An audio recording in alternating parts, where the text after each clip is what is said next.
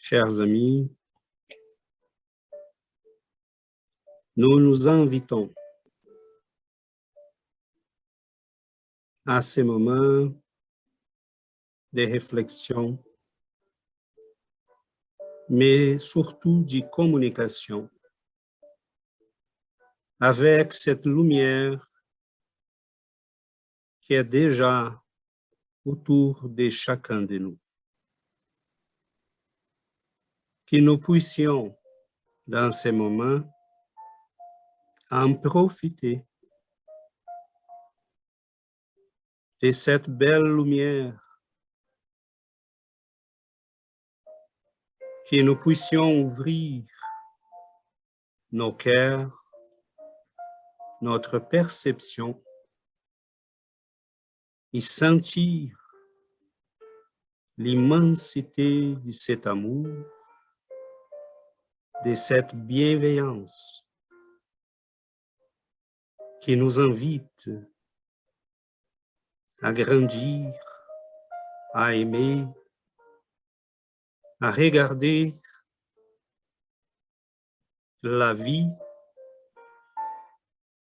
avec les yeux de l'immortalité. Aidez-nous, chers amis, aidez-nous, Seigneur, à vivre en amour, en compréhension, à profiter de chaque jour pour vivre la connaissance qui pas à pas nous apprenons. Nous vous remercions de votre amour, de toutes les bénédictions que vous nous envoyez. Nous vous remercions d'être là. Nous vous remercions de la santé de la famille, de nos amis, mais surtout, nous vous remercions de l'opportunité d'être ensemble et de compter parmi nous ces présences d'amour et de lumière. Nous vous demandons de nous guider, de nous montrer le chemin, de nous éclairer, mais aussi de nous donner la force et le courage, la persévérance de continuer, d'avancer. Nous vous remercions de votre amour. Soyez toujours avec nous. Merci de votre présence. Merci à tous.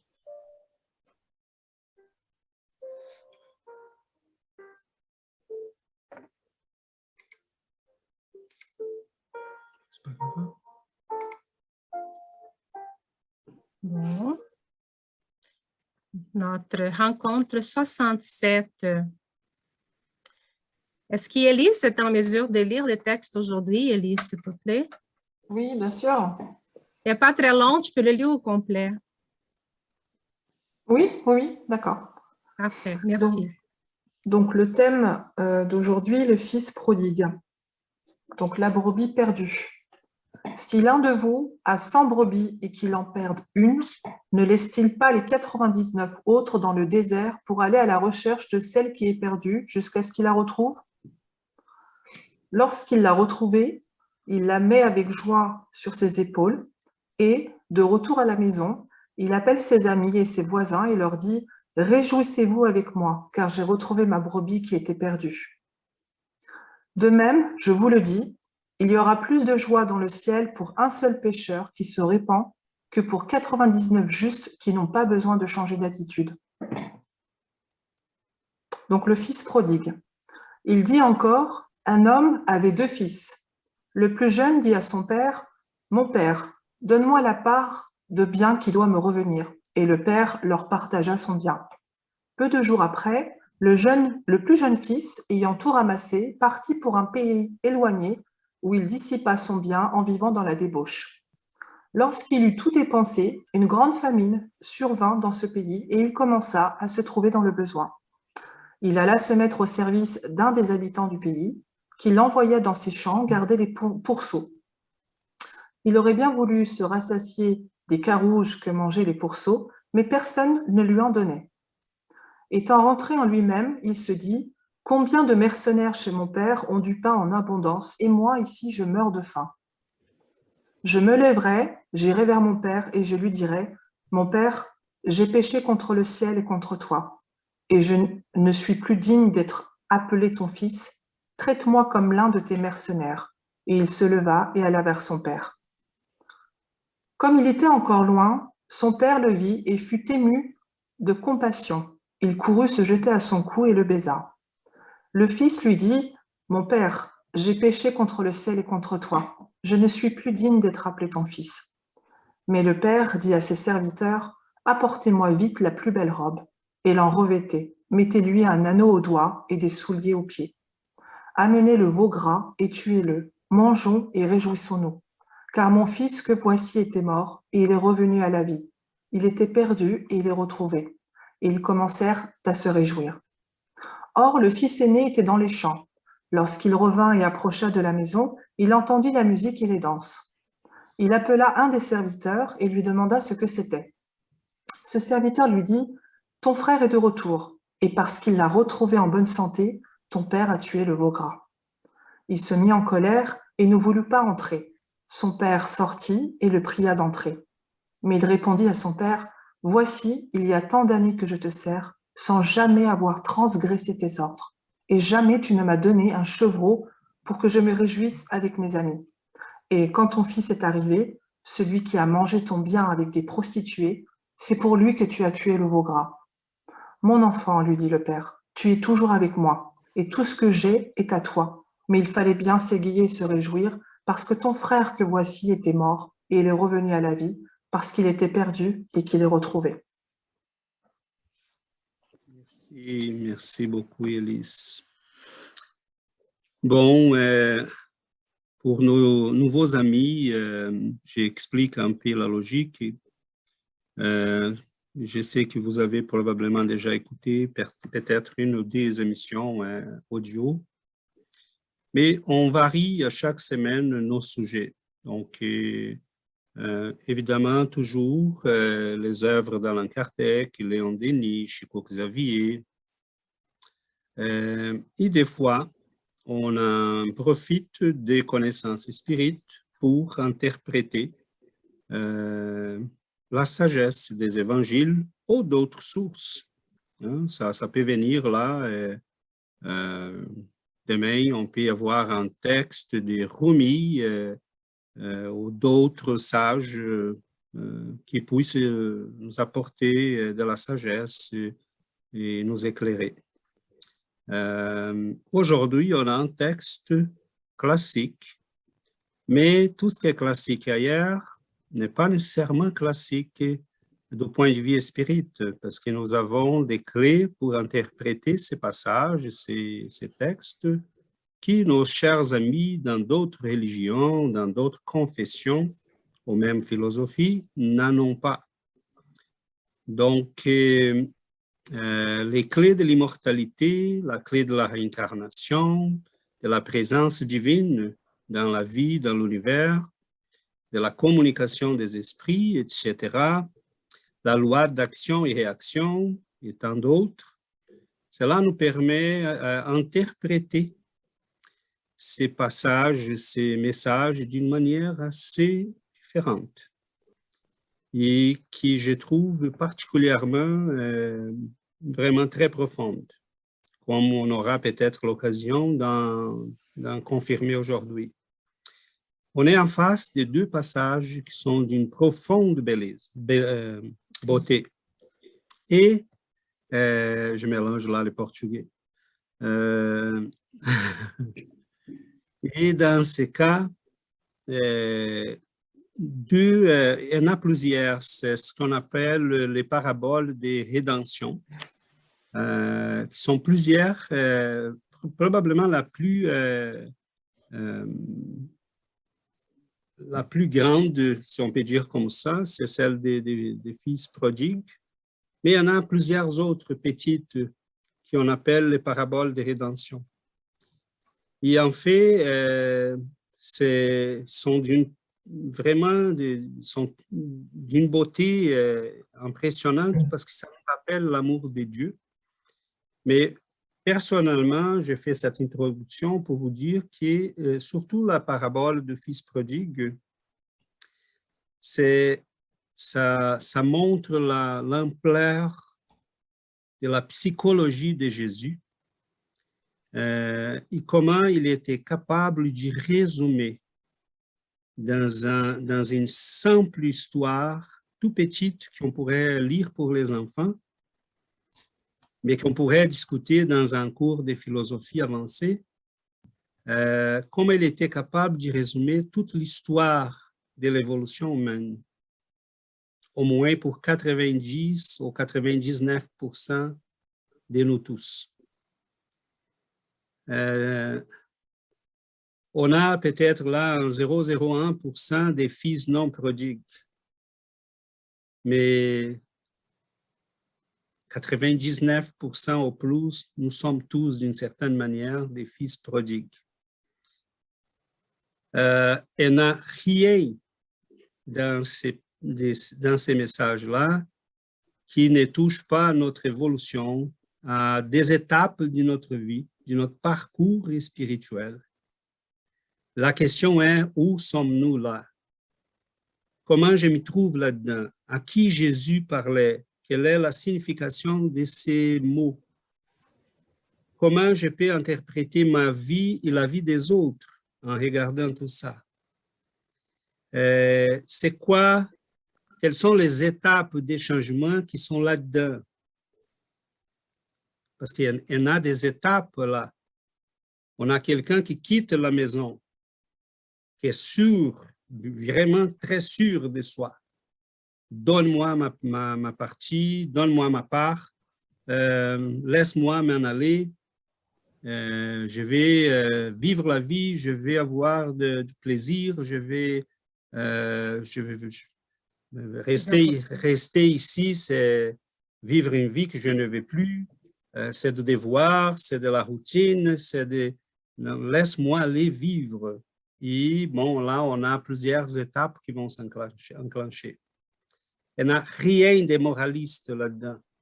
Rien.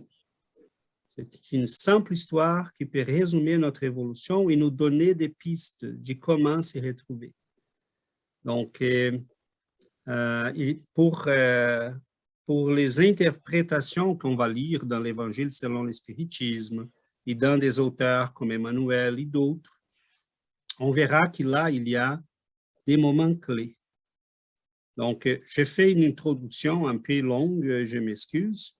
On est plusieurs, donc on va essayer d'utiliser la parole là de manière que tout le monde puisse l'utiliser en n'en prenant pas trop de temps. Mais je prends ce temps-là un peu plus long pour tout simplement mettre en contexte. Okay? Il y a beaucoup d'informations là-dedans. Pour moi, je pense qu'on doit regarder les moments clés. Il y a quelques moments là qui sont clés. Il y en a, c'est là que je trouve qu'il y a une beauté dans la sagesse de ces grands esprits et ils sont capables de condenser dans une petite histoire toute notre histoire à nous. Et plus on grandit, plus on est capable de regarder cela et comprendre la profondeur. J'aime bien l'exemple dit, il y a des gens qui sont capables de nager à des grandes profondeurs pour chercher des perles. Vous avez vu déjà ça à la télé, j'imagine. Ça prend du souffle. Parce qu'il y a des gens, et en général, on va rester à la surface. On n'est pas capable de plonger très en profondeur. Mais la sagesse des évangiles, la sagesse universelle, ça prend d'avoir vraiment des souffles assez considérables.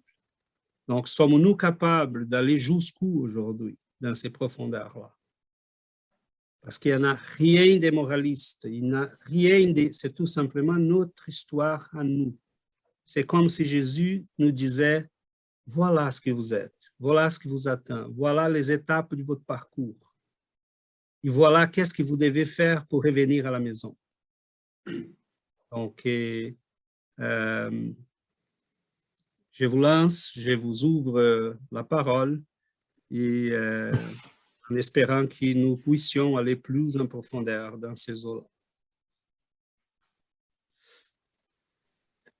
Oui, Adriana?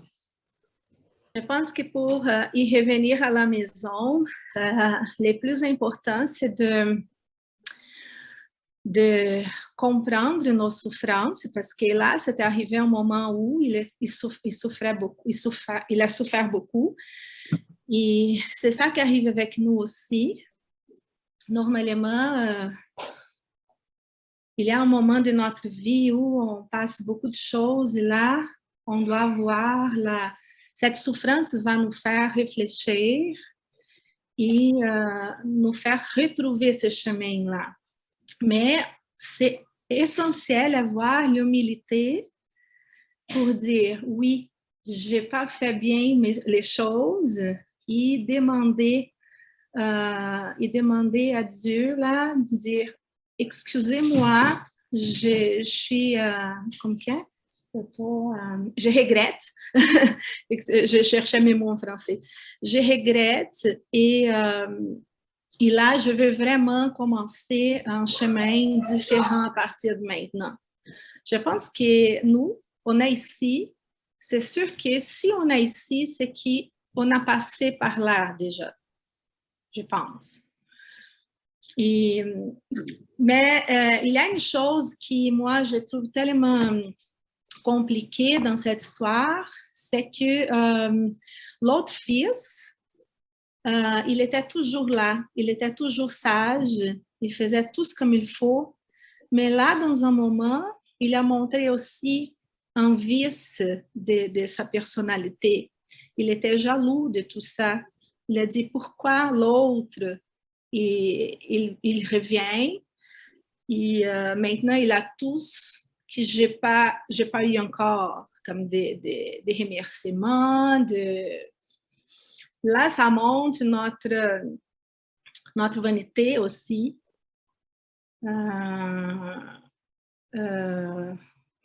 Je cherche mes mots en français, là. C'est difficile. En portugais, c'est tellement facile.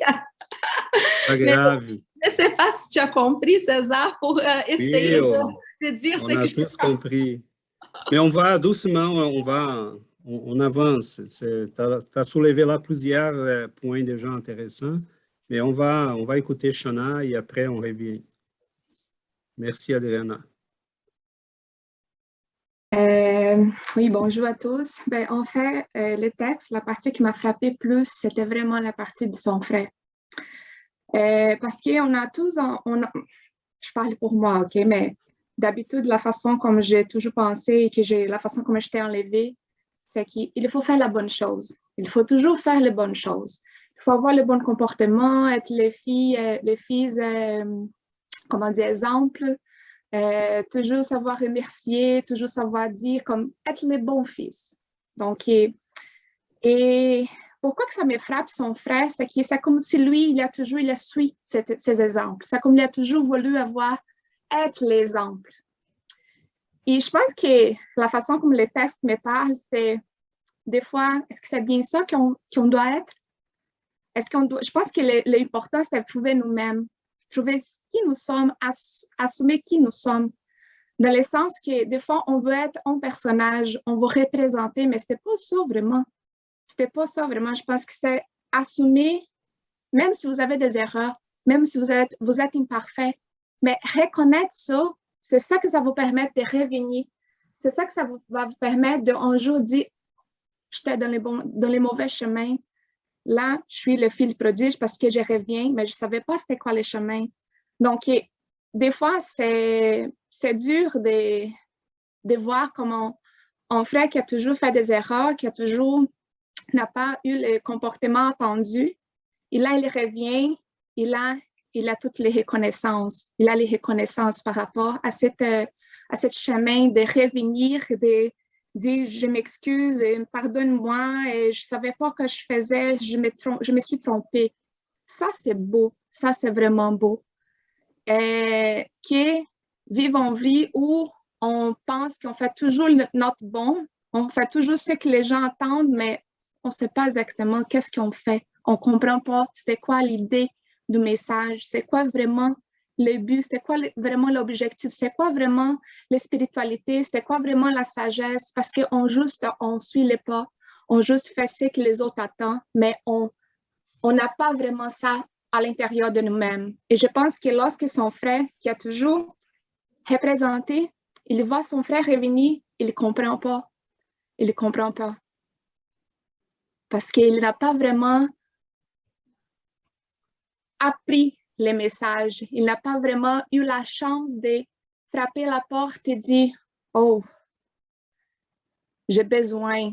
Je suis pas grandiose, omniprésent. C'était pas moi, je suis rien en fait. On n'est rien. On est ici pour apprendre. » Et c'est peut-être là qu'il va commencer son chemin, finalement. Voilà. Ça montre la psychologie de plusieurs étapes de notre compréhension spirituelle.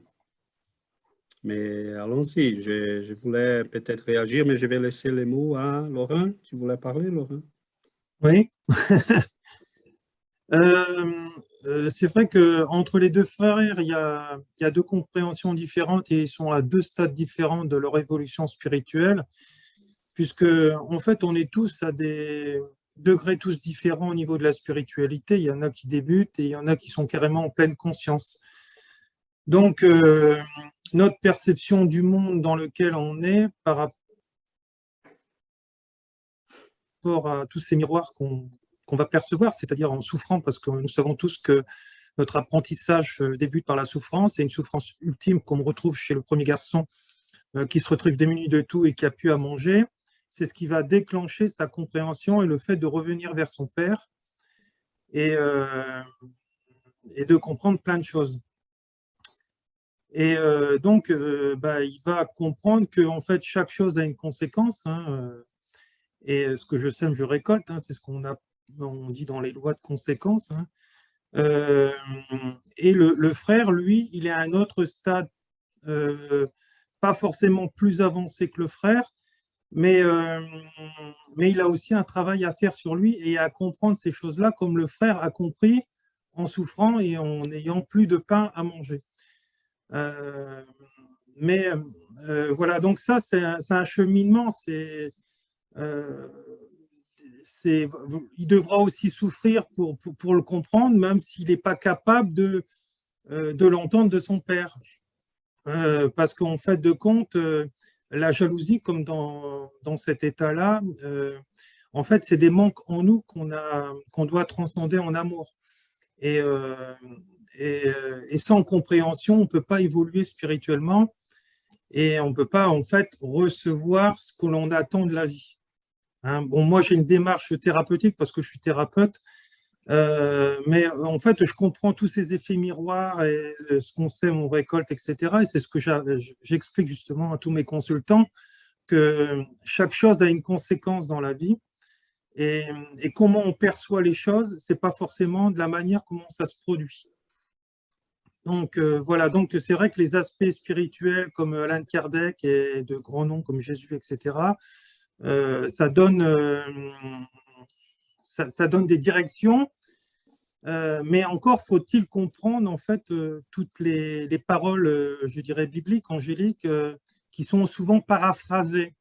Et quand on n'est pas dans l'éveil spirituel, on a du mal à le comprendre, surtout si on essaye de lire trop vite, et il faut le lire, le relire, pour vraiment le comprendre en conscience, parce que c'est ça, en fait, le monde, il est tel qu'il est parce qu'on l'a semé comme ça.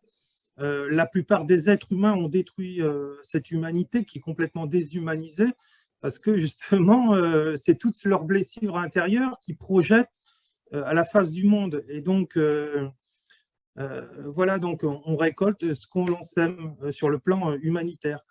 Voilà, donc ce texte, il explique très bien, mais après, il est vraiment en conscience qu'il faut vraiment que ça résonne en nous pour travailler toutes ces choses-là. Alors, c'est bien de le comprendre, de le changer en nous, mais pour moi, en fait, il y a des blessures qui ont besoin d'être nettoyées par rapport à ça. Et si ça s'arrête à cet état-là de la compréhension, il n'y a pas il n'y a pas de, je dirais, il n'y a pas de libération, en fait, de ces souffrances en soi, parce que arrive un moment, malheureusement, beaucoup d'êtres humains vont rentrer dans la culpabilisation. Et en fait, justement, il ne faut pas culpabiliser, il ne faut pas percevoir ça comme une culpabilisation. Il faut dire que c'était un enseignement, on a déconné, ok, mais on doit se rectifier vers le bien pour changer durablement. Et voilà, donc c'est pour ça que il faut avoir aussi pour certaines personnes, un suivi, je pense, thérapeutique, qu'il faut leur dire qu'il faut complètement sortir de cette déculpabilisation pour arrêter de souffrir, parce qu'il y en a, ils vont jusqu'au suicide, malheureusement. Voilà. Laurent, je pense qu'on a plusieurs éléments dans ces... Je vois là que plusieurs ont remarqué les fils non prodigues. Et essayons, si vous me permettez, de regarder un peu, de mettre les microscopes sur lui.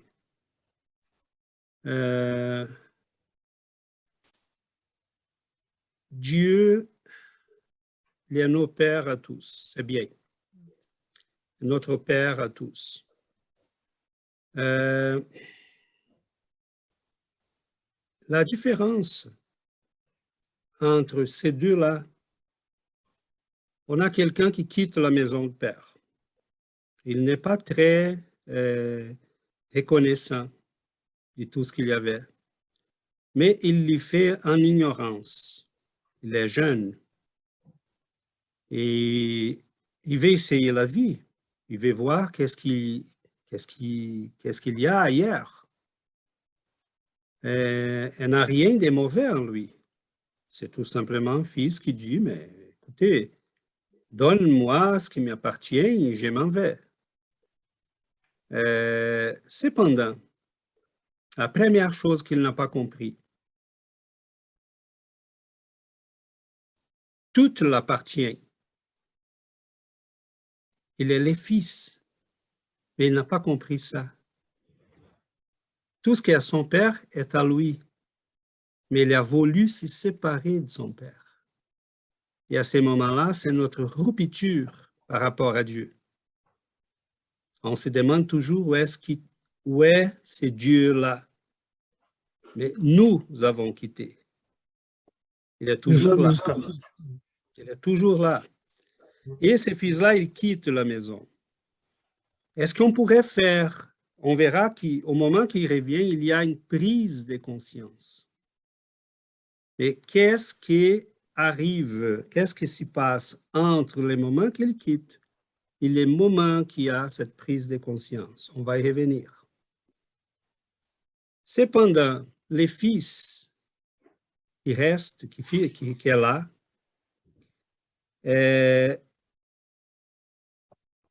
on peut les classer comme tous les gens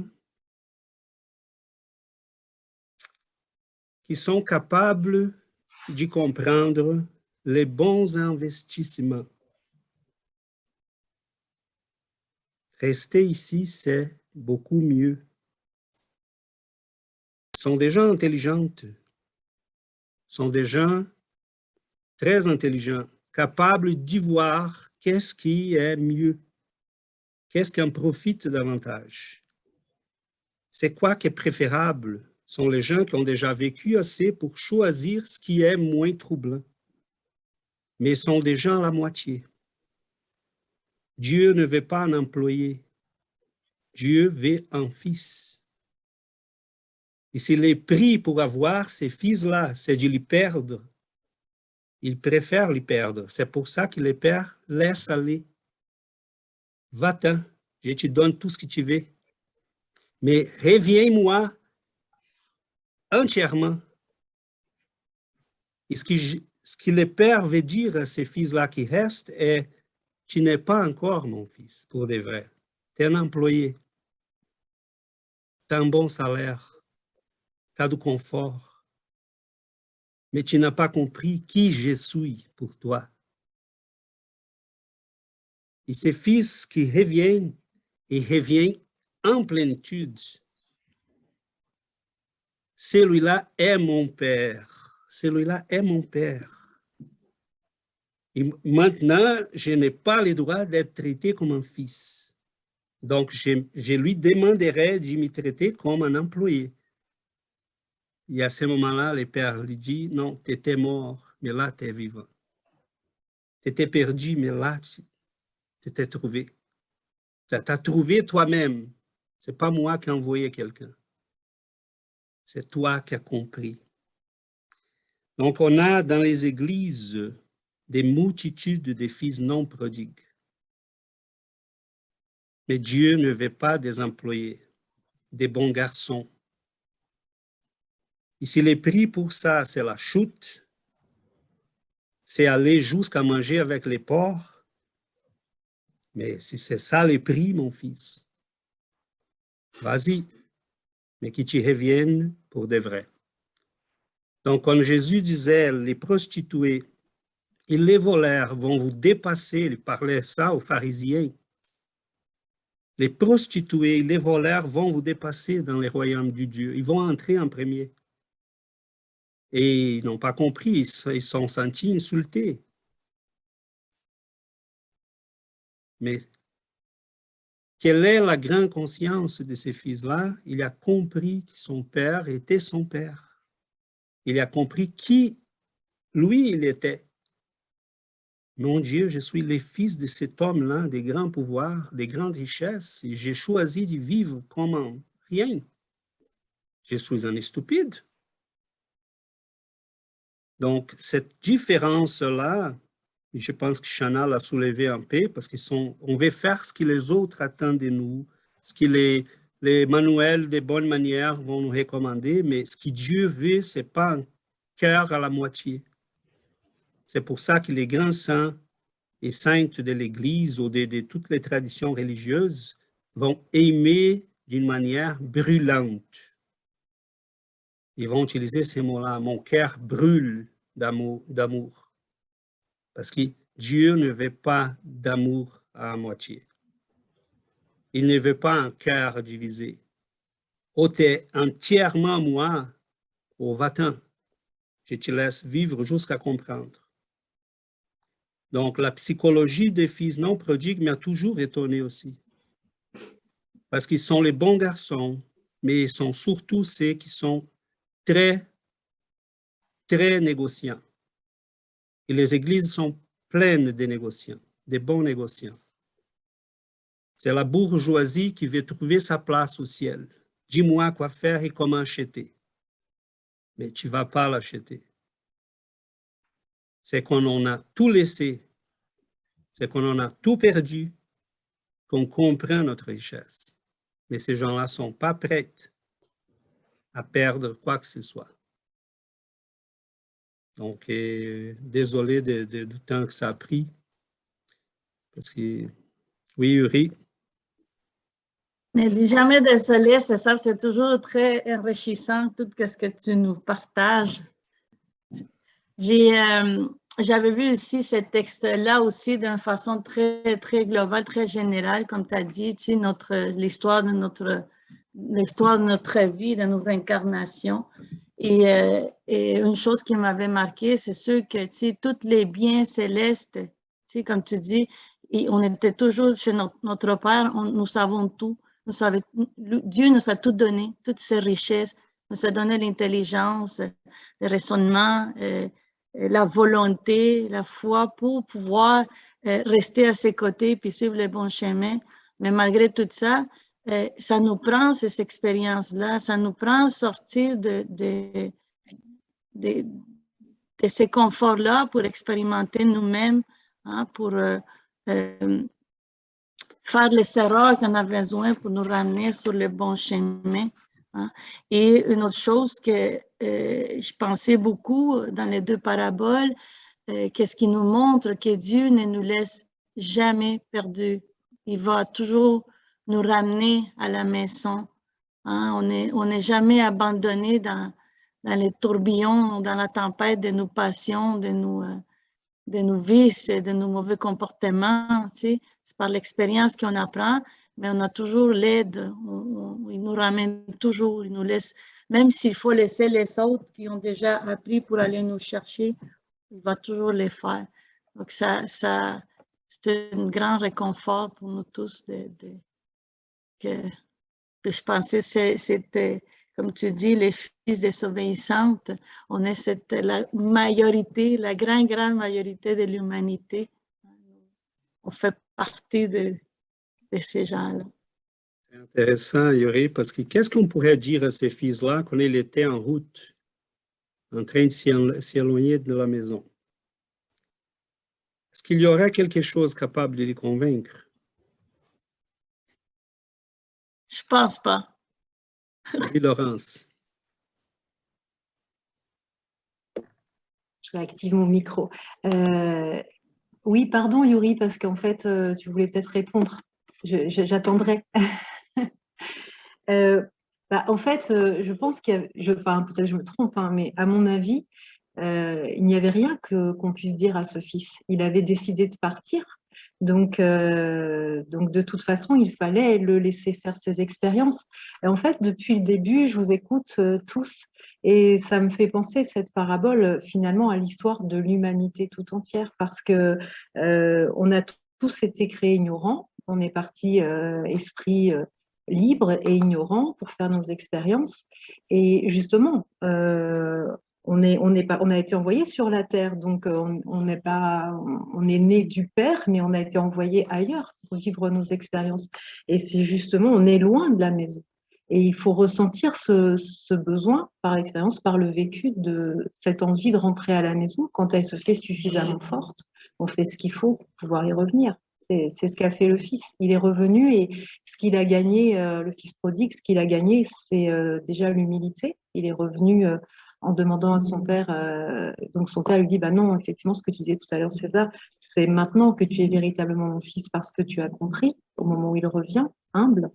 Et puis, ça me faisait penser aussi, enfin, oui, il l'a expérimenté, donc justement, c'est un truc tout bête, hein, mais c'est ce qu'on dit aux enfants, pour éviter par exemple, pour le feu, pour éviter, on leur dit, ne touche pas le feu, ça brûle. Et voilà, et ça paraît stupide, hein, on a tous fait ça avec les enfants. Mais finalement, je ne dis pas qu'il faut se brûler au 3e degré pour comprendre que le feu, ça brûle, mais quand même, faire l'expérience, se faire mal, c'est la meilleure façon de ne plus jamais recommencer. C'est tout, c'est bête. Hein. Moi, j'ai fait cette expérience avec une de mes filles quand elle était toute petite. On avait un insert avec la vitre donc qui était brûlante et ça nous faisait toujours très peur, même si on mettait des protections. On lui disait attention, surtout ne touche pas, c'est très dangereux, ne touche pas. Et donc, elle avait quand même compris, mais elle avait un doudou qu'elle aimait beaucoup. C'était un raton laveur avec une queue. Donc, et elle avait mis la queue du raton sur la vitre brûlante. Donc ça a brûlé, c'est comme ça, elle a paniqué, elle est revenue en larmes en regardant. Et je lui ai dit, bah, tu vois, tu aurais mis ton doigt, c'est ton doigt qui serait comme ça. Et de ce jour-là, elle a vraiment compris. Et elle a toujours été comme ça toute sa vie, à ne pas forcément, enfin, quand on lui disait quelque chose, elle voulait aller vérifier si c'était vrai. Plus on lui disait de ne pas faire quelque chose, et adolescente, c'était encore pire, plus elle allait le faire justement. Mais je pense que c'est aussi, après on est tous différents, mais il y a des enfants plus ou moins obéissants, et puis on est un certain nombre à avoir besoin d'expérimenter par nous-mêmes. Et justement, plus nos parents vont nous dire surtout ne fais pas ça, et plus on va pouvoir le faire. Mais finalement, on finit tous par évoluer et ma fille qui a été la plus rebelle à l'âge adulte, elle est revenue en me disant, elle est revenue à la maison en me disant, maman, j'ai compris pourquoi tu voulais me protéger, mais tu sais, moi j'avais besoin de vivre ça pour comprendre, au-delà de ce que tu m'avais dit. Parce que je pense qu'il y a la compréhension intellectuelle, on comprend très bien le sens des mots quand on nous dit c'est dangereux, ne fais pas ça, ce n'est pas bon pour toi, mais c'est le moment où où on l'expérimente par soi-même, où on comprend par soi-même parce qu'on le ressent et parfois dans la douleur profonde. Et cette fois, quand on expérimente par la douleur profonde, quand on en prend conscience, c'est pour toujours. C'est vraiment gravé définitivement en nous. Donc voilà, je pense que c'est ça aussi qu'on veut nous faire comprendre à travers cette parabole. Je termine, Dominique, je vois que tu veux prendre la parole. Je voulais juste dire rapidement, enfin, pensez à cette autre phrase qui est dans la Bible et qui dit que les derniers seront les premiers. C'est ce que tu disais tout à l'heure aussi, César, avec les prostituées, etc. Oui, peut-être qu'il faut, peut-être que finalement, quand on descend le plus profondément, je ne dis pas que c'est l'exemple à suivre, bien sûr, mais je pense que c'est quand on descend, quand on va loin dans l'expérimentation finalement du fait qu'on est sur le mauvais chemin, c'est là où on se brûle, où on se fait le plus mal. Mais finalement, est-ce que c'est pas un peu comme toucher le fond quand on descend tout doucement dans les profondeurs, dans l'eau, on le vit. Puis finalement, quand on touche le fond de la piscine, par exemple, on met un coup de pied et là, bouf, on remonte très vite. À partir du moment où on décide de remonter, c'est peut-être plus facile de remonter quand on a été sentir comme c'est douloureux au fond. Voilà ce que je voulais dire. Merci, désolée, j'ai été très longue. Merci à toi, Laurence. Oui, Dominique. Oui, en fait, je voulais rajouter que je suis d'accord avec toi, César, dans le fait que ce texte nous amène à des réflexions très profondes et diverses. On voit le cas de Laurence et de tous les chers amis qui sont ici présents.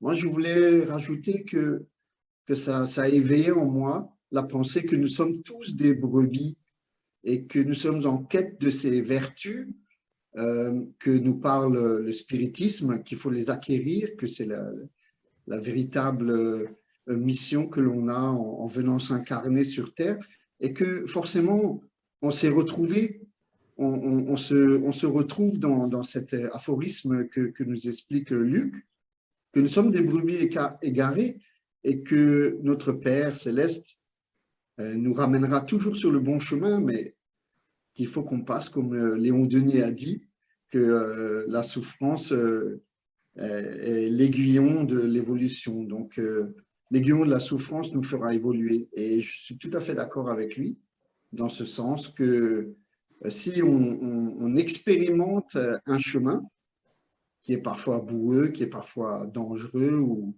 on ne sait pas où on met les pieds forcément, eh bien, c'est la souffrance qui nous fera ramener sur le bon chemin.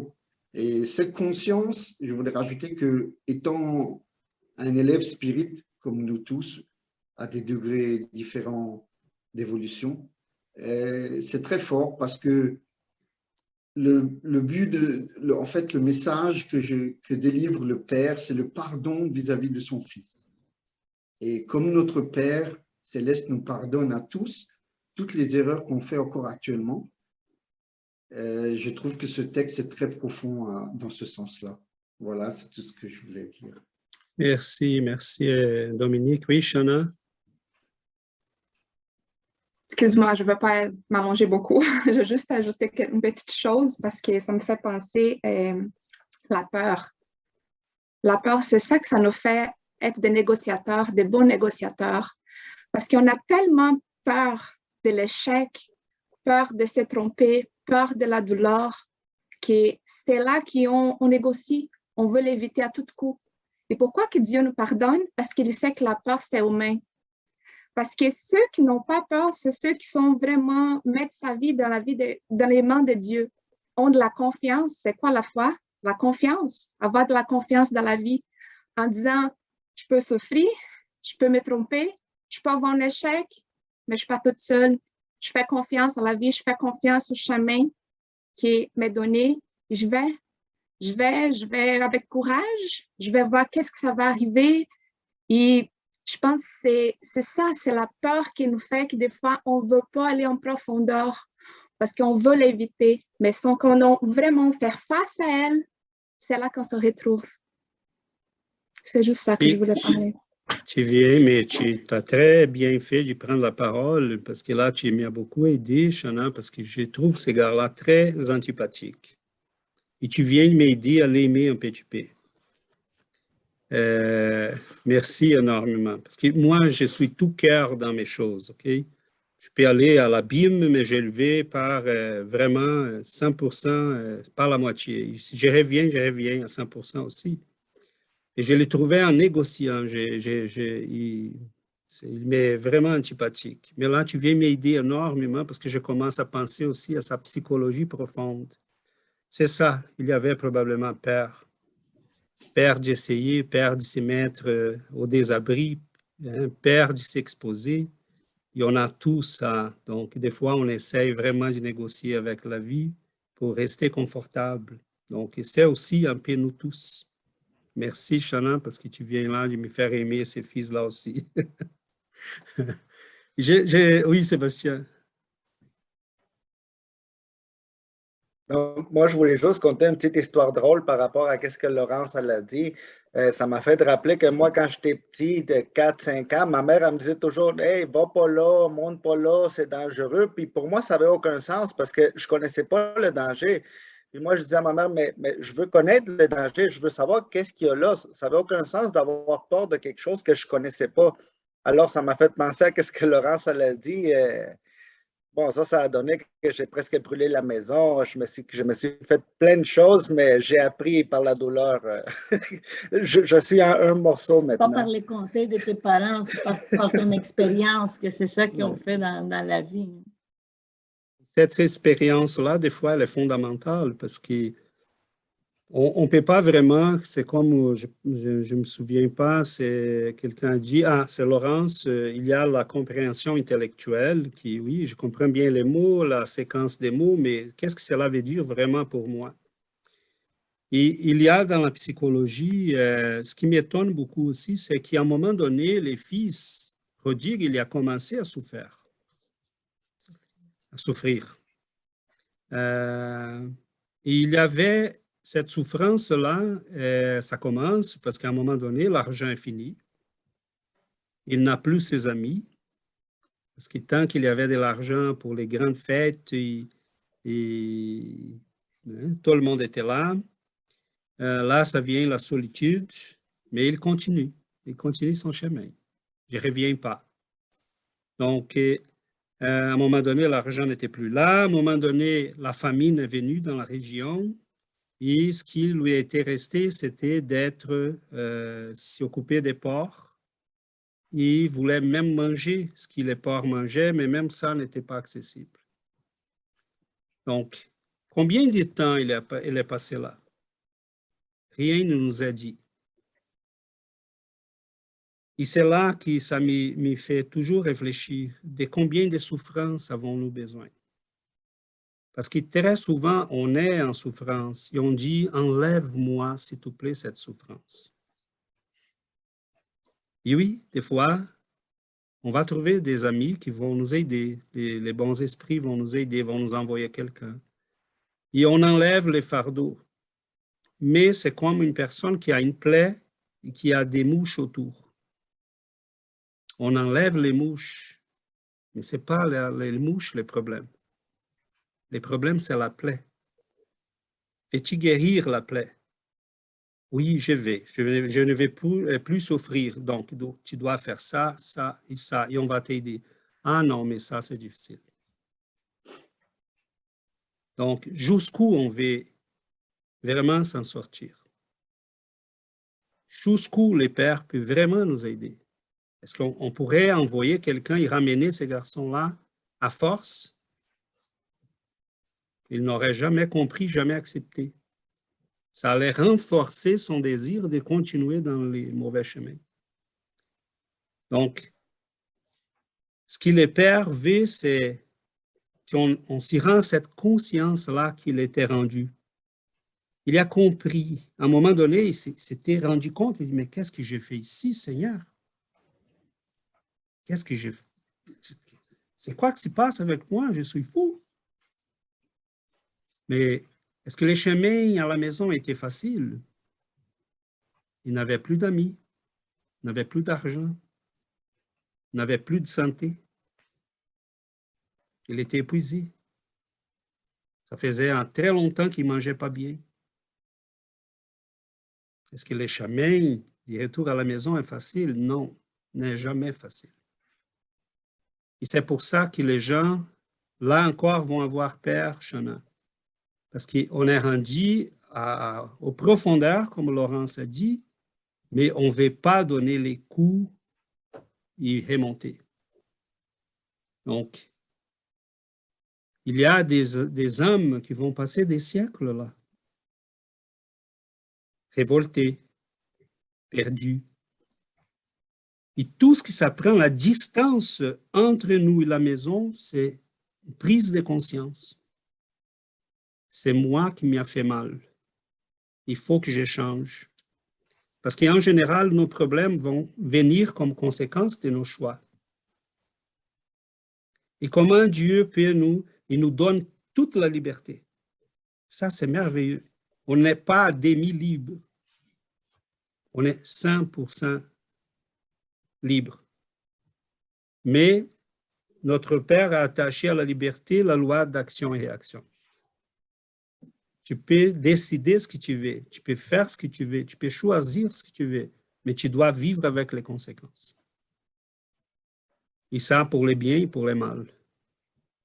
Donc, il y a en psychologie, il y a des études qui ont été faites dans les années 60 et 70, qui sont des études sur la dissonance cognitive. Et c'est très intéressant ça, parce que vous avez déjà vécu l'expérience, je vais tellement aller voir ces films-là, et là on y va. Là, les films commencent, 5 minutes, 10 minutes, mais ça va commencer. C'est certain que ça va améliorer. 15 minutes, 20 minutes, 5 minutes, si on était vraiment attentif, on quitterait la maison, le cinéma, et on s'en allait. On irait. On a pris une décision, et on dit non, ça va aller. Ça va aller, j'ai pris la décision, mais ça va aller. Et ils ont étudié ces phénomènes-là. C'est comme les investisseurs à la bourse. Là, ton action chute. Non, mais ça va revenir. Je vais acheter d'autres. Là, tu achètes, mais elle tombe encore. Il tombe encore. Il tombe. Non, non, ça va revenir.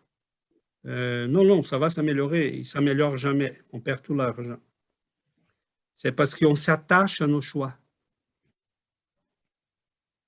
Et des fois, on paye un prix énorme, tout simplement parce qu'on ne veut pas dire « Oh, je me suis trompé ». Changeons ça vite, vite, vite.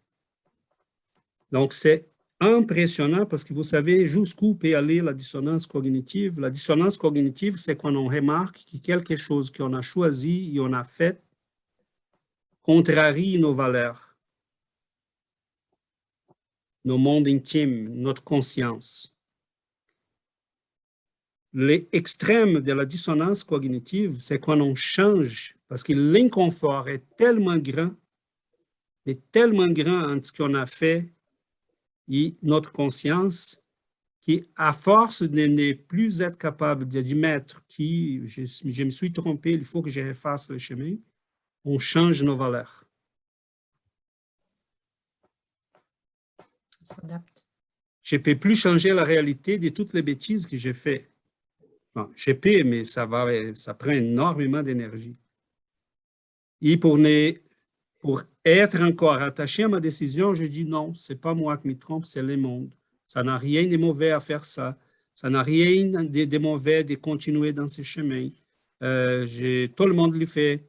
Plusieurs ont déjà fait ça. Donc, on change notre conscience. Et là, c'est vraiment l'extrémité. C'est la violence envers nous-mêmes parce qu'on change nos valeurs. On change qui nous sommes pour nous adapter à nos erreurs. Donc, notre histoire des fils prodigues, ça peut aller jusque-là. Donc, qu'est-ce que l'humanité est en train de faire? Oh, ces trucs d'évangile, de morale, de conscience, ça, c'est rien. Nous créons notre conscience, nous créons nos valeurs. Et c'est ça qu'on est en train de faire. Donc, on est en train de vivre dans une société, comme Laurent nous a soulevé, on a transféré vers l'extérieur tout notre malheur intérieur sans l'avoir guéri, sans l'avoir soigné. Et ça, c'est un problème sérieux parce qu'on vit dans une société qui en a plein de gens qui sont malades, plein de gens qui sont angoissés. Mais quand on dit, il faut que tu changes, ah non. Et des fois, les gens vont nous demander de l'aide pour écouter ce qu'ils veulent écouter, pour calmer sa conscience. Oh, je vole les coffres publics. Mais ce n'est pas si grave, hein, César? Ah oui, c'est grave. Tu es un voleur. Tu es en train d'enlever de la nourriture de la bouche des enfants pauvres, des mamans qui en ont besoin. Et c'est grave, tu es un voleur. Non, mais écoute, si je ne... Et là, on va négocier. Il n'y a pas de négociation. Tu es un voleur. Tu l'acceptes et tu changes. Mais tu ne peux pas négocier avec la conscience. Les lois divines ne vont pas changer. Donc, c'est ça la question. Jusqu'où on doit aller pour avoir ces moments-là des fils prodigues? Ah, Seigneur, j'ai compris. Ce n'est pas les autres. Ce n'est pas les pères. Ce n'est pas les amis. Personne ne peut faire ça pour nous. Je suis fatigué de ma souffrance. T'es vraiment? Donc là, il faut que tu changes. Et la personne a à nous convaincre. Ça va venir, et ça vient avec une force épouvantable. On change le monde. Hein? Prenons Marie de Magdala.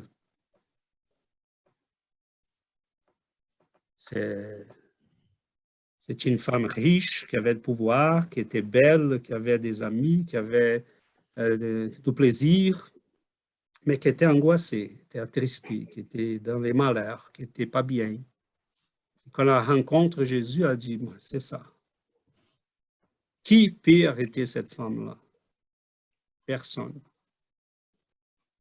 Parce qu'elle a compris. Oui, Adriana. Et Laurent? Comme tu disais là, c'est comme si on devient tellement têtu, on voit, mais on ne veut pas voir. On ne veut pas croire. Et là, on s'entoure des gens qui pensent comme on veut penser encore, pour vraiment renforcer nos croyances et nous cacher toutes ces choses qu'on ne veut pas s'en sortir, comprenez-vous? Ils nous disent ce qu'on veut entendre. Oui. On veut un appui. Des fois, la personne demande de l'aide et on dit, mais il faut que tu fasses telle chose. Ah non, non, je veux que tu enlèves ma souffrance. Non, je ne peux pas enlever ta souffrance. Je peux t'aider. Jésus a dit, prenez sur vous mon joug qui est léger, mais il faut quand même que tu fasses quelque chose. Donc, si la personne a compris, elle va le faire. C'est merveilleux quand ces niveaux-là arrivent, parce qu'on dit à la personne, fais telle chose, et elle le fait. Ce n'est pas qu'on veut être obéi, ce n'est pas ça. Obéis ta conscience. On montre, c'est pour ça qu'on dit aux gens qui viennent, venez étudier. Si moi, je voulais me faire obéir, je ne dirais pas, venez pas étudier, je dirais, obéis-moi, je vais t'enlever ta douleur, fais confiance en moi. Et là, il faut fuir. Mais quand on dit ça là, aux gens, les gens ne veulent pas écouter ça parce que là, tu veux que je m'implique. Mais ce n'est pas ça, je veux que tu enlèves ma douleur. Non, je ne peux pas enlever ta douleur. Ta plaie à toi. Je peux te donner les médicaments, je peux te soigner, je peux laver tes plaies, je peux t'aider, je peux être là avec toi, je peux tenir ta main. Mais il faut que tu guérisses toi-même. Parce que sinon, tu vas être toujours dépendant de moi ou de quelqu'un d'autre. Donc, ce n'est pas là de s'engager dans la guérison, mais c'est les pas que les fils prodigues a donné. Oui, Laurent. Ce que tu expliques, ce que la dame explique aussi, c'est un état vibratoire. Hein. On attire à nous ce qu'on doit régler, mais on attire aussi des gens qui ont les mêmes schématiques que nous.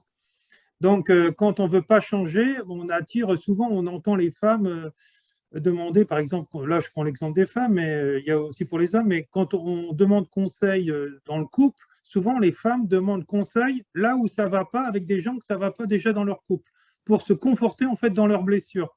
Ah oui, mais ma copine elle a dit, et puis on reste dans cet état-là. Moi, je le vois souvent, et au lieu d'aller voir des thérapeutes qui sont bons dans le cognitif, comme tu expliquais tout à l'heure, parce que moi, c'est ce que je fais, par exemple, eh ben, non, ils vont se conforter avec leurs copines qui ont les mêmes problèmes, et souvent, elles sont célibataires et ça ne va pas. Et donc, c'est toute une schématique vibratoire. Alors, moi, je dirais que ce que tu nous as partagé là comme texte, c'est très bien, et moi, je dirais que c'est le plus facile encore à régler en nous, parce que ça fait partie de notre karma, de notre vie actuelle. Donc, si on le règle avant de mourir, c'est très bien, puisqu'on aura compris, etc. Mais si on meurt sans avoir réglé cette histoire du fils prodigue, dans nos vies futures, vu qu'on n'a pas réglé ça dans notre vie antérieure, on va devoir vivre des schémas où on va subir des traumas qui seront liés avec ça, le vol, l'abus, etc. Et les gens, ils vont vivre, ils vont dire, mais je ne comprends rien dans ma vie, j'ai rien qui marche dans ma vie. Je n'ai pas de boulot, je suis tout le temps volé par les hommes, je suis trompé, etc. Et ça, moi, je l'entends souvent. Bah oui, devine, parce que tu n'as pas travaillé spirituellement dans la vie passée, et maintenant, tu dois revivre cette schématique, mais tu n'as rien compris, puisque cette schématique, quand tu es revenu t'incarner, ta mémoire a été remise à zéro. Et donc, de là, pour le comprendre, après, il faut rentrer dans une spiritualité, recomprendre toutes ces causes et effets pour aller après à le libérer et devenir autre chose vibratoirement. Oui, certainement, Laurent, ça passe. Je pense qu'au fur et à mesure qu'on fait nos études, on va. Bon, on sait qu'ils ont été là déjà, qu'ils sont là déjà, ça fait quelque temps. On pourrait mettre tout ça aussi dans des mots très techniques, okay? Syntonie, vibration. Et c'est certain que dans une phase de notre parcours, on veut renforcer nos croyances. Donc, on va chercher des gens qui vont dire ce qu'on veut écouter, qui vont renforcer notre perception. Et c'est le moment que les fils ont de l'argent, qu'il fait des grandes fêtes, qu'il peut offrir du plaisir à tout le monde. Mais ces gens-là vont dire ce qu'on veut écouter. C'est comme aller chez les thérapeutes ou les psychologues. Et je connais des cas où la personne va tomber sur des gens qui sont solides, qui sont corrects, qui vont dire, écoutez, là, il faut que tu dises la vérité, les problèmes, c'est ça, ça et ça. Et des gens qui vont dire, bon, je le laisse aller, il va payer. Donc, la personne fait des séances de psychologie pendant 30 ans. Et il y a quelque chose qui s'y passe là. Et 30 ans, tu n'as pas réglé ton affaire, ça ne va pas.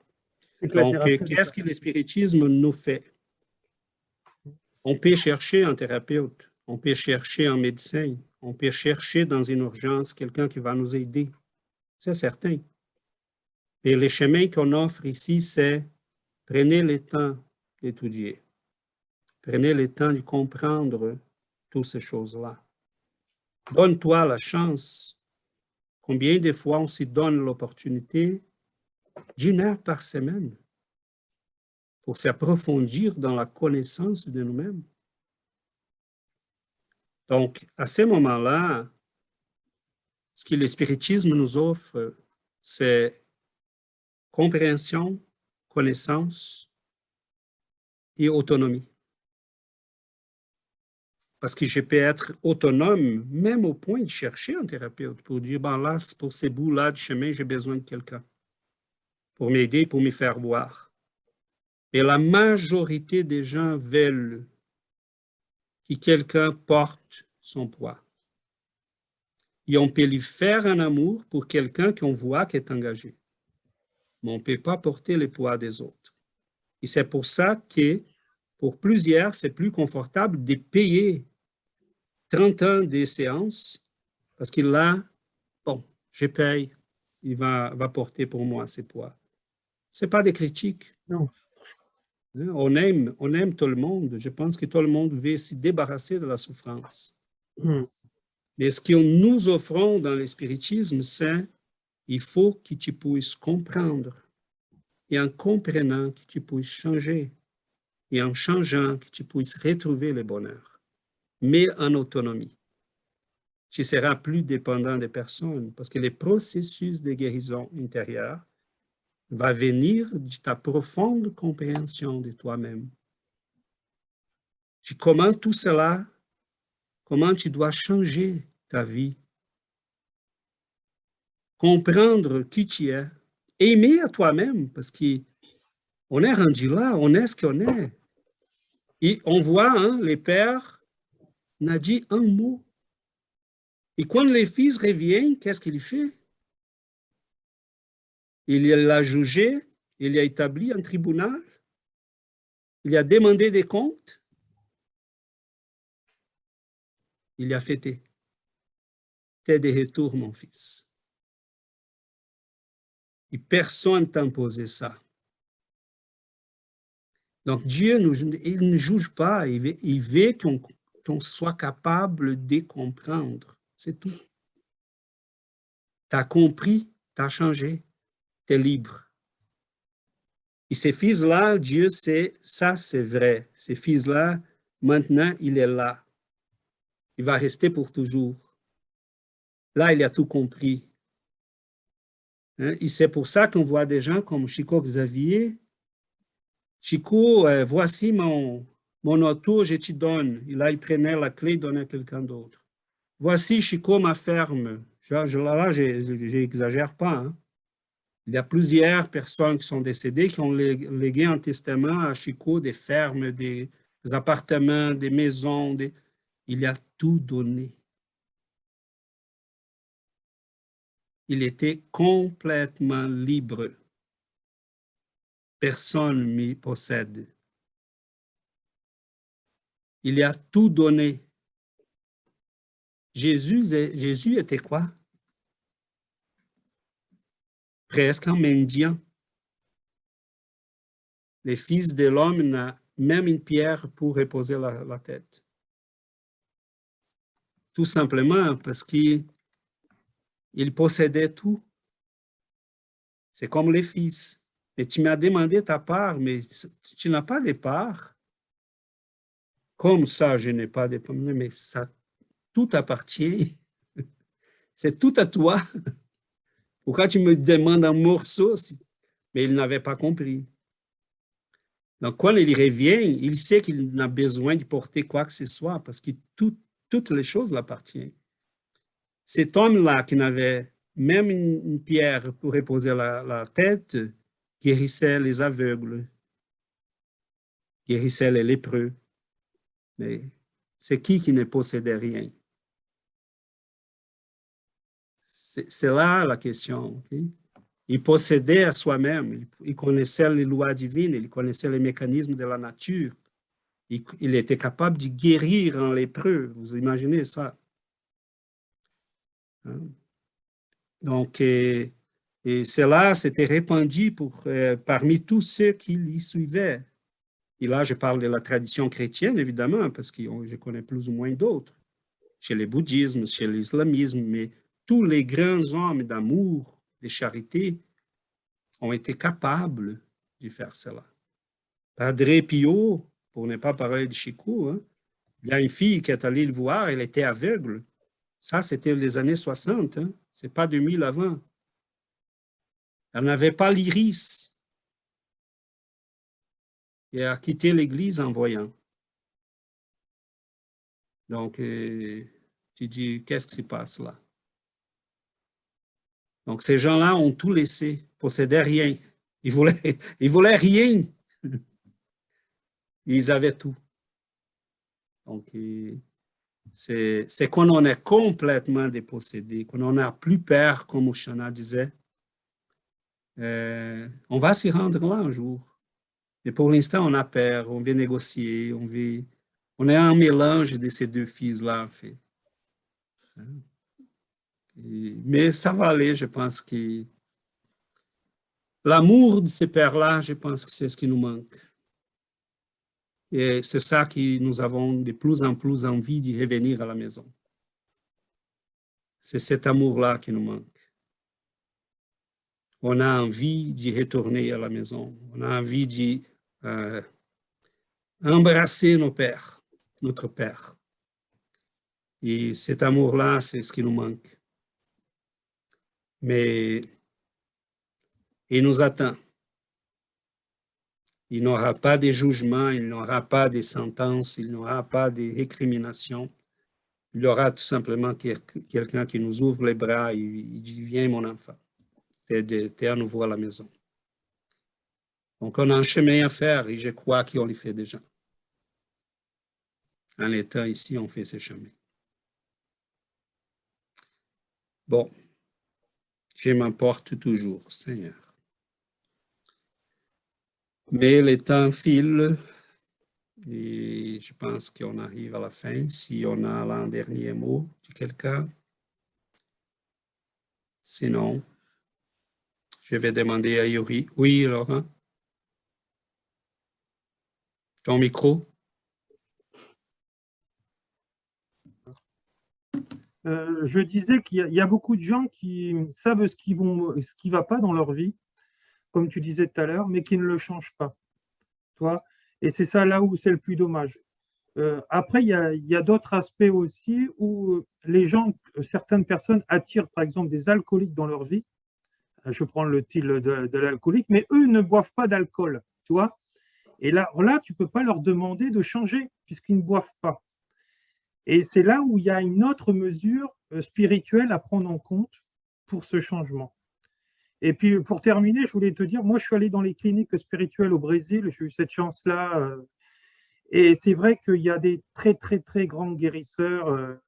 Voilà, là, c'est vraiment le spirit à son paroxysme. Et qu'est-ce que c'est beau, hein. J'ai eu cette chance de faire plusieurs cliniques pour aller regarder, puis pour aller faire des méditations là-dedans, dans ces endroits-là.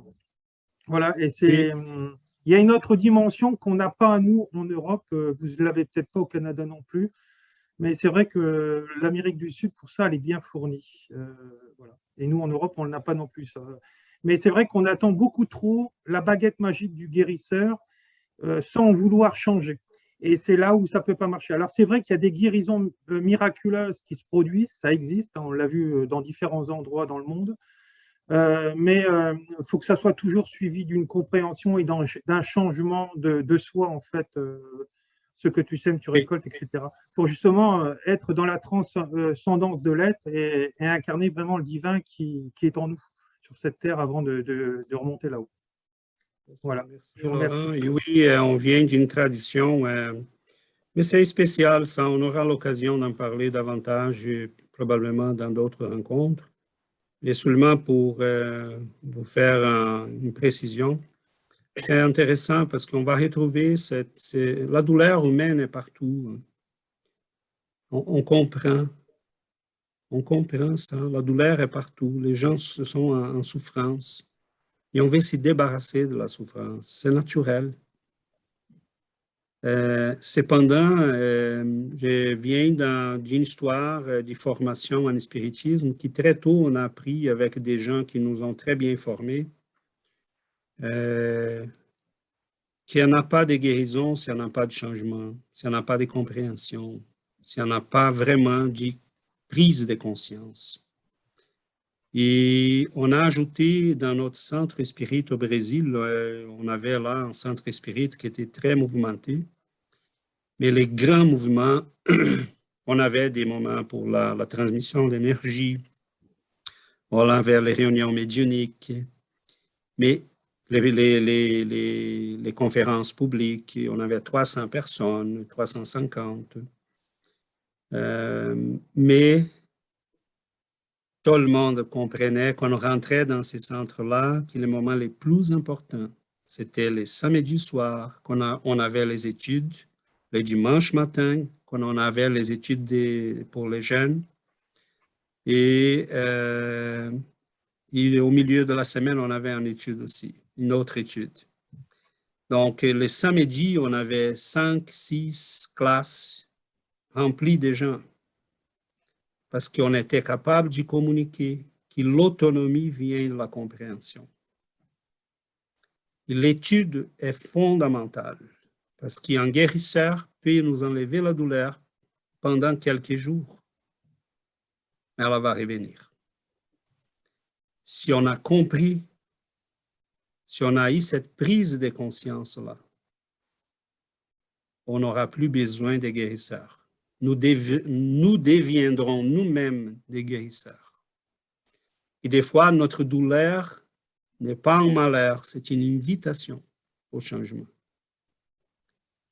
Parce que sinon, on continuerait d'être toujours les mêmes petits-fils égoïstes, gâtés qu'on était.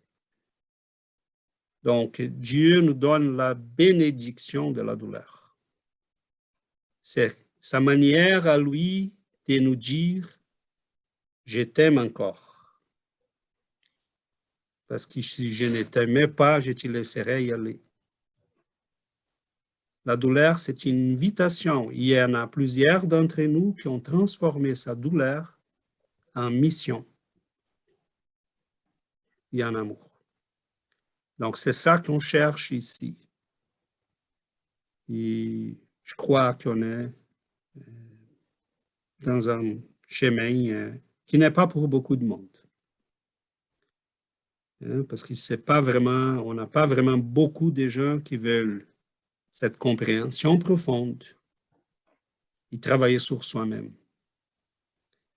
On peut aider nos frères et sœurs. Et là, j'ai fini là. On peut aider nos frères et sœurs à enlever la douleur. On peut. L'application d'énergie, la réunion médiumnique, la transmission d'énergie par la passe, les passes. On a là la prière, il y a les moyens pour aider. Mais si la personne a compris, elle va faire les changements qu'il faut pour qu'elle puisse elle-même se guérir, pour toujours. Et des fois même transformer sa douleur en quelque chose qui va être une bénédiction dans sa vie. Donc, ça, c'est un processus qu'on aura l'occasion de parler dans d'autres rencontres, parce que notre temps là est déjà épuisé. Mais c'est merveilleux. On est dans un chemin de prise de conscience. Je pense que nous faisons ici ces moments-là des fils prodigues. Je pense que nous cherchons ici tous comment arriver à ces moments-là, qu'on en dit, OK, j'ai compris. J'ai compris. Je n'ai plus besoin de cette douleur-là. Merci Seigneur, j'ai déjà compris. Mais tant qu'on ne comprend pas, elle va être là. Donc, prions pour qu'on puisse aller vite, parce que le Père est toujours là, il nous attend toujours. Les moutons sont là pour qu'on puisse fêter, la grande fête va se faire, mais il faut qu'on se dépêche, parce que sinon, c'est de notre intérêt, c'est là. Le Père est toujours là. Donc, Yuri, est-ce que tu peux clôturer notre étude?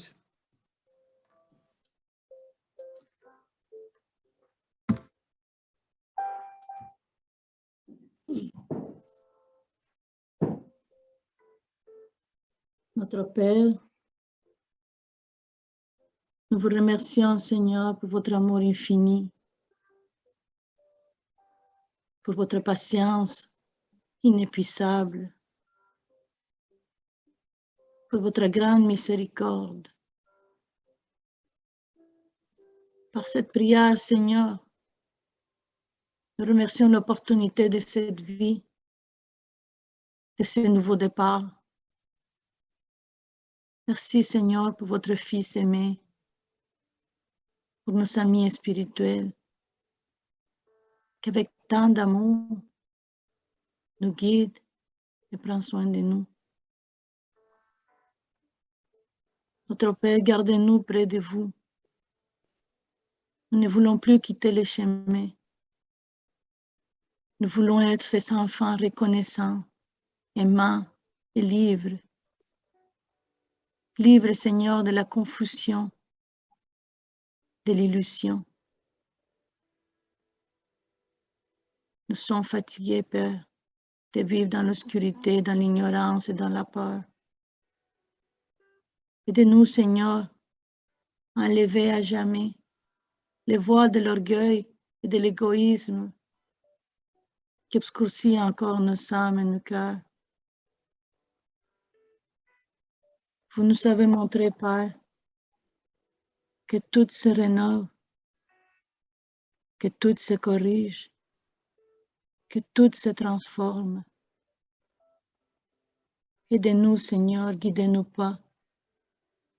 Donnez-nous la force de changer et surmonter toutes les épreuves, toutes les difficultés. Que nous puissions, Seigneur, accomplir ce que vous attendez de nous. Que nous puissions atteindre la compréhension profonde de nos vies, de notre existence.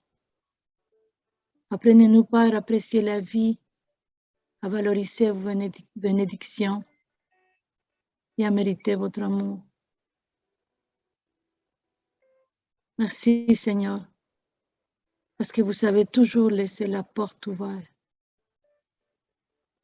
pour notre retour.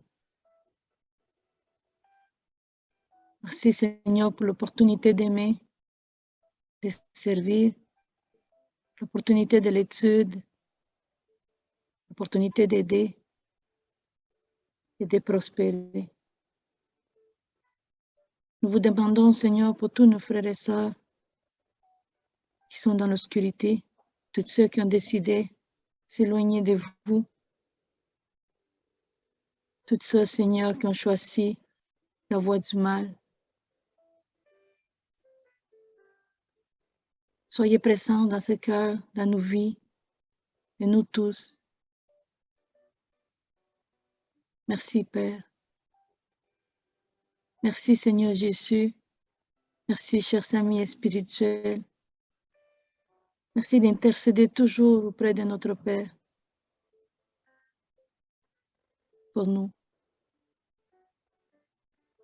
Merci. Merci à tous.